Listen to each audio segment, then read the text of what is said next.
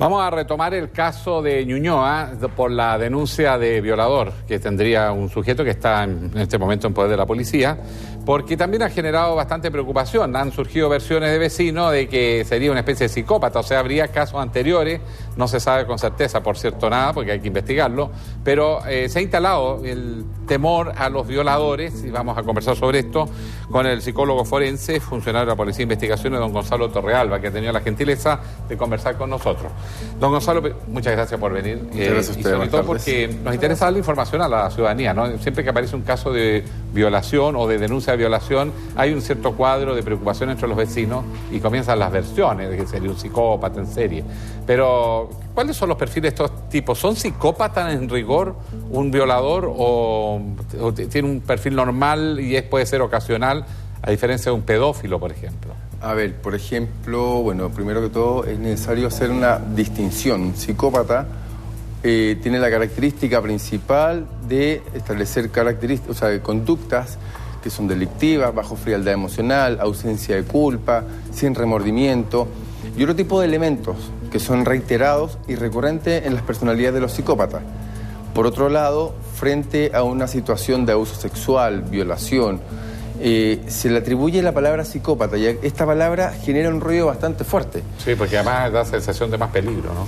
Claro, por ejemplo, digo de manera personal, un curso que tuve con el FBI directamente daba cuenta que en el vía pública, por lo menos entre un 4 y un 6% de la gente son psicópatas. No así en un contexto penitenciario, por lo menos el 86 al 89% son psicópatas.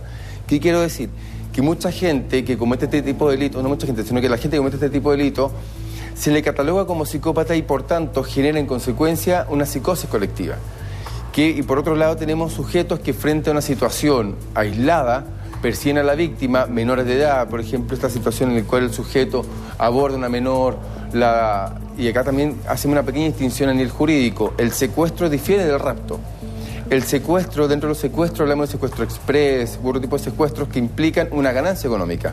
A distinción de aquellos, sale el rapto donde la ganancia principal es una temática sexual. Pero es poco habitual, algo como lo que vimos en Ñuñoa, de un adolescente que va camino al colegio, que alguien la aborda, no sabemos si la había visto antes, si ellos tenían algún tipo de comunicación anterior, la aborda, la lleva a su domicilio para cometer un delito, claro. En este caso la acusación es violación. Más que el tema que sea o no sea habitual, es recurrente el hecho que sujetos que conozcan a las víctimas, sí, y a la vez conozcan a los familiares, cometen este tipo de hecho. Se le denomina secuestro por un tema de connotación, pero ciertamente los sujetos que usan sexualmente a las menores previamente establecen vínculos con los padres y ya la conocen a esta. ¿Pero no necesariamente son psicópatas? No necesariamente son psicópatas. Son personas que tienen tendencia perversa, que es la que se vincula, en el sentido donde el único placer sexual es a través del uso de menor. Y acá se da otro tipo de fenómeno que es el sadismo sexual. Es decir, yo traigo a la víctima, la humillo, ejerzo un poder coercitivo en perjuicio de esta y aquello genera en mí un placer. Este tipo de placer se vincula con la perversión que difiere a otro tipo de conducta. ¿Es lo que pasó en Ñuñoa?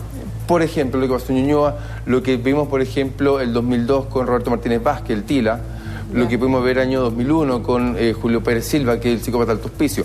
Son personas que agarran a las víctimas sin perjuicio del rango etario, en contra de su voluntad, y a través de esto se utilizan bastante elementos como de manipulación. Por ejemplo, el caso de Alto Hospicio, donde sí tenía las características de un psicópata, porque cumplía, por lo menos, dentro de una escala de psicopatía, cumplía gran cantidad de criterios. Estos sujetos, más que poder vincularlos con psicopatía, podemos dar cuenta de elementos de perversión. Ya es un principal elemento para generar un ruido para el momento de dictaminar una sentencia, ya sea condenatoria o bien absolutoria. Gonzalo, quiero ampliar el tema y haciendo casos de varios Twitter que nos llegan, cada vez que abordamos una denuncia por abuso sexual, cuando desarrollamos esta red de corrupción sexual infantil, lo que pasa ahora en Ñuñoa, entonces varios se preguntan ¿qué pasa con tantos casos de abuso sexual en sus distintas áreas o ramas temática o formas? ¿Hay más abusadores hoy día sueltos? ¿Hay más denuncias? ¿Cuál es la experiencia que tienen ustedes como Policía de Investigaciones? A ver, hace una semana atrás una pregunta similar me hicieron era respecto de que son factores gatillantes este tipo de conductas el hecho de que por la vía de prensa escrita salen avisos de prostitución, casas de pasaje, son facilitadores para este tipo de actos, no necesariamente. ¿Por qué ahora aumentan las denuncias? No quiere decir que ahora aumentan los delitos. Estamos hablando que antiguamente existían las cifras negras. Cifras negras, estamos hablando, ocurren los mismos delitos, pero bajo la premisa de que, por ejemplo, mi hijo haya sido abusado, yo siendo un médico, un abogado connotado, pudiese implicar un desmedro en mi imagen. Por tanto, evito hacer la denuncia. Y hoy día no es así. Hoy día la gente denuncia. Hoy día, en este caso, se existe la denuncia. Y por otro lado, dentro de un contexto tanto psicológico como jurídico, se hablan de dos variables. Primero, la variable objetiva. Variable objetiva son aquellos elementos que son inequívocamente ocurrieron. Por ejemplo, una violación, un abuso sexual. La variable subjetiva es la interpretación que le otorga el agresor al hecho. Por ejemplo, y es bastante recurrente, que los abusadores sexuales lo primero que señalan con un fin netamente externalizar la responsabilidad, dice, la menor me sedujo. ¿Quién le manda a esa menor o a esa niña a usar la minifalda? Es una variable subjetiva, porque el menor, o el imputado, perdón, le otorga al menor la responsabilidad del acto, y la variable objetiva da cuenta de que los hechos ocurren.